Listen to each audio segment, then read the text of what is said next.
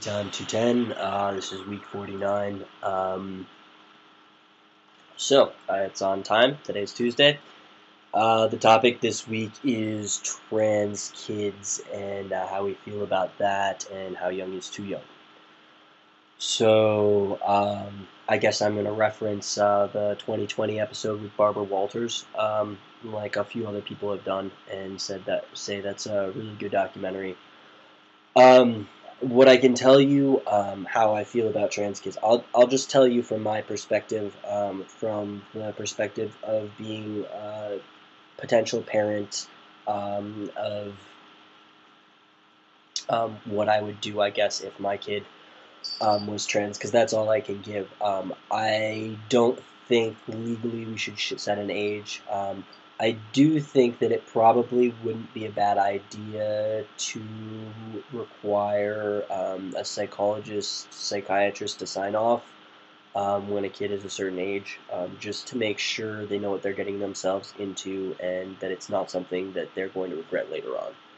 Because I think that would be tragic. I guess the first thing I want to say, by having kids as young as we've seen lately come to their parents and tell them they're trans, I think that's a really good thing. I think that means education-wise, word is getting out there, because I know when I was that young, I had no idea what being trans was.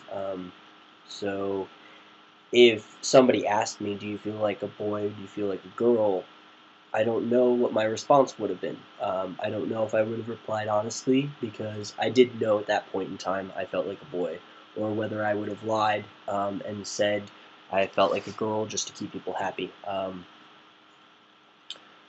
I also know that I think hormone blockers are an amazing advancement for the trans community. I think that any parent, when faced with the suggestion that their child might be trans or that they're questioning their gender identity, I think that it would be wise to put them on hormone blockers. I do wonder, when I say that, how much of gender identity is based on your hormone development, um, and whether I would have felt as strongly or transitioned this way had I not been exposed to female hormones when I was. Yet at the same time, I remember being 13, 14, and telling my friends that I was never going to get a period, and I was never going to grow boobs, and I was going to grow a penis, and I was going to turn into a boy. I don't know that really would have made a big difference in my life. But I do think that hormone blockers are an awesome new tool. I do think that it is important to get doctors involved. I do think that if your child is, expressing some sort of gender ambiguousness or expressing a desire to be the opposite gender, I do think that is something that I would probably take my kid to a counselor for. And I would probably specifically try to find a sex therapist or a gender therapist, or somebody who's familiar with the trans community and is familiar with children, and would be a good resource for that, because I don't think that at 14, 15, 16, a kid should just be given the hormones that they need. I don't know that I agree with that.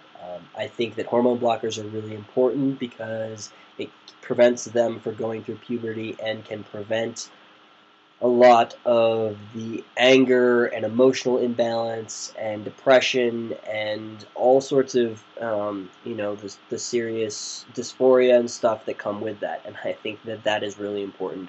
The concept that female to males or male to females can not, like, female to males might not have to have chest surgery. They might not have to pay for that if they get hormone blockers soon enough and they don't grow breasts. That would be amazing, preventative, for male to females to not have to go through electrolysis or have surgeries for boob implants and all of that type of stuff. I think that that would be incredible for them to be able to be at a place where they could start slowly growing breasts and chemically changing and not having to worry about growing facial hair or an Adam's apple or that they've gotten really tall really quickly or those types of things. I think that that would be really important. And I know that's sort of next week's topic, but yeah, so I think that the trans youth is very important and it's very impressive. And I think that we should always listen to our youth, no matter how old or wise we may be. Um, I will say that you ask an older person something, and I'm talking about like the 60s, 70s, 80s even, and if they're all there, they're going to weigh it based on their experience, based on these things, and they might choose what to say and what not to say in front of you. But if you ask a 5-year-old or a 2-year-old or something, chances are they're not going to have that self-discipline to hold back and say, oh, this isn't the right place, this isn't the appropriate place for this. So I do think that there's something important about the unfiltered exuberance of youth, and I think that that is something to take notes from. Um, it can be said that at 5 or 3 or 4, you're not really sure what's going on. You might be pretending to be somebody else or something else or whatever.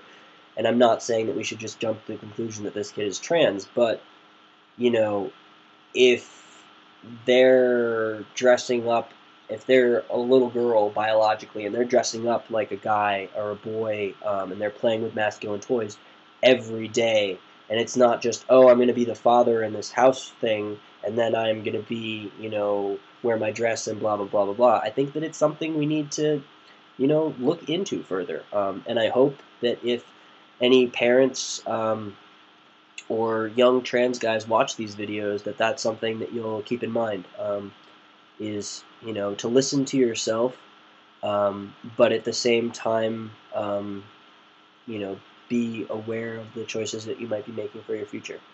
All right, so that's what I got for this week. I'll hit you guys up next week. Peace.